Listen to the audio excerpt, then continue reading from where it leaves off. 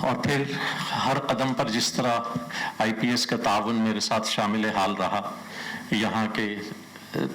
تمام احباب جس طرح مجھے سپورٹ کرتے رہے، کتاب کے لکھنے کے آغاز سے لے کر کتاب کے چھپنے تک اور آج کی اس تقریب تک، اس تقریب کے لیے بھی ان کا خصوصی شکریہ کہ انہوں نے ہم سب کو یہاں اکٹھا کیا اور مجھے یہ اعزاز بخشا، ورنہ وہ کہتے ہیں کہ کہاں میں اور کہاں یہ نکھتے گل، نسیم صبح تیری مہربانی۔ دوسری چیز یہ کہ کتاب کیوں لکھی گئی، اس کا مقصد کیا تھا۔ ایک تو یہی کہ میں بھی لکھنا چاہتا تھا اور ان کی طرف سے حوصلہ افزائی بھی تھی۔ دوسرا یہ کہ میں یہ چاہتا تھا کہ بہت سے ایسے واقعات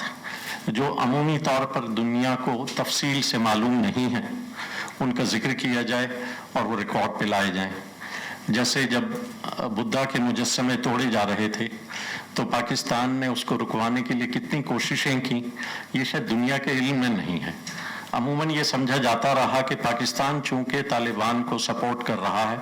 ان کی حکومت کو تسلیم کرنے والا واحد ملک ہے، تو اس لیے طالبان جو بھی کرتے ہیں اس کی ذمہ داری پاکستان پہ ہے، اور پاکستان شاید تن من دھن سے ان کے ہر قدم کو سپورٹ کر رہا ہے۔ حالانکہ ایسا نہیں تھا۔ چنانچہ جو اس قسم کی کوششیں ہیں ان کا دنیا کو پتہ چلنا بہت ضروری ہے، اور خاص طور پہ جو بدھسٹ ورلڈ ہے ان کو یہ پتہ چلنا ضروری ہے کہ اس میں ہم نے کیا کوششیں کی تھی۔ دوسری جو افغانستان میں صلح کی کوششیں جو ہم 90s سے کر رہے ہیں، اور جس میں یہ 9/11 کے بعد والی لڑائیاں اور صلح کی کوششیں تو بعد میں آئی ہیں، اس سے پہلے جب طالبان اور شمالی اتحاد والے لڑ رہے تھے تو اس وقت بھی ایسا نہیں ہے کہ ہم شمالی اتحاد کے خلاف تھے اور پوری طرح طالبان کے سپورٹر تھے۔ ہماری تو یہ خواہش تھی کہ افغانستان میں امن آ جائے اور تمام دھڑے مل جل کر حکومت بنا لیں، یا کم از کم مل جل کر کسی ایسے نتیجے پر، کسی ایسے معاہدے پر پہنچ جائیں جس کی وجہ سے افغانستان میں لڑائیاں ختم ہو جائیں اور یہ خطہ جو ہے اس میں امن آ جائے۔ چنانچہ ان کوششوں کا تفصیل سے ذکر ہے۔ ان کوششوں میں محترم ایاز وزیر صاحب شامل رہے، فارن آفس کے ہمارے مرشد صاحب تھے وہ اس میں شامل رہے، عزیز خان صاحب، اور اس کے علاوہ ہمارے بہت سے لوگ جو تھے اس میں شامل رہے۔ ان سب کا اس میں ذکر بھی ہے اور ان تفصیلات کا ذکر بھی ہے جو اس سے پہلے ریکارڈ نہیں کی گئیں۔ جیسے بہت سی چیزوں کا ذکر تو مرشد صاحب نے اپنی کتاب میں کیا ہے کہ صلح کے لیے جو کوششیں ہوئیں اور جس میں وہ شامل رہے،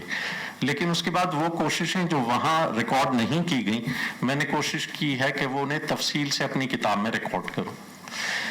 تیسرا مقصد اس کتاب کو لکھنے کا یہ تھا کہ پاکستان اور افغانستان کے درمیان جو غلط فہمیاں ہیں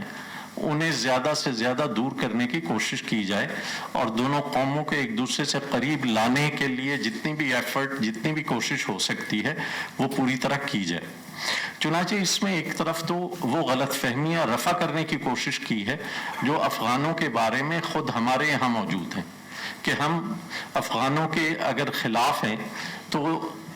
بہرحال محمود غزنوی اور شہاب الدین غوری اور احمد شاہ ابدالی تاریخی طور پر انہیں ہم ہیرو مانتے رہے ہیں، تو کیوں آج بہت سے لوگ جو ہیں انہیں لٹیرا اور ڈاکو کہتے ہیں؟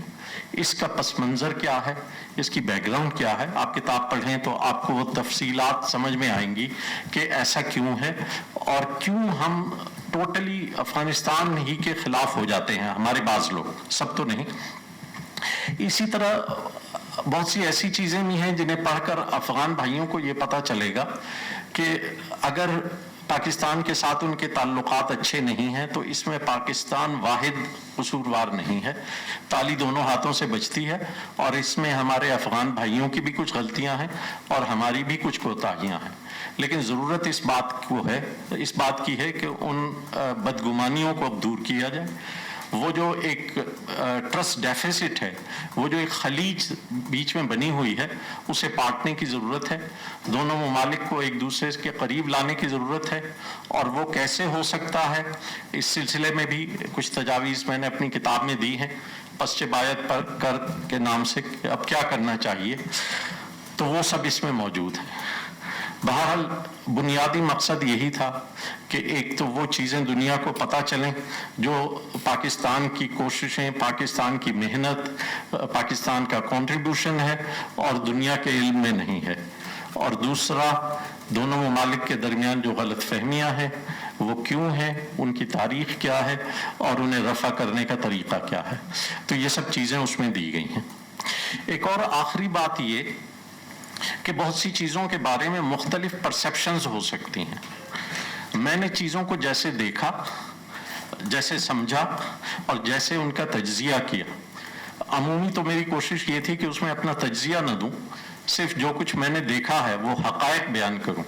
कहीं कहीं अगर उसकी ज़रूरत थी कि पस मंज़र भी बयान किया जाए तो वो तारीख़ी पस मंज़र मैंने दे दिया है, लेकिन तज्जिया कम से कम किया है, और उसकी वजह ये थी कि लोग खुद देख लें। लेकिन बहरहाल जब आप अपना मुशाहिदा और तजर्बा भी देते हैं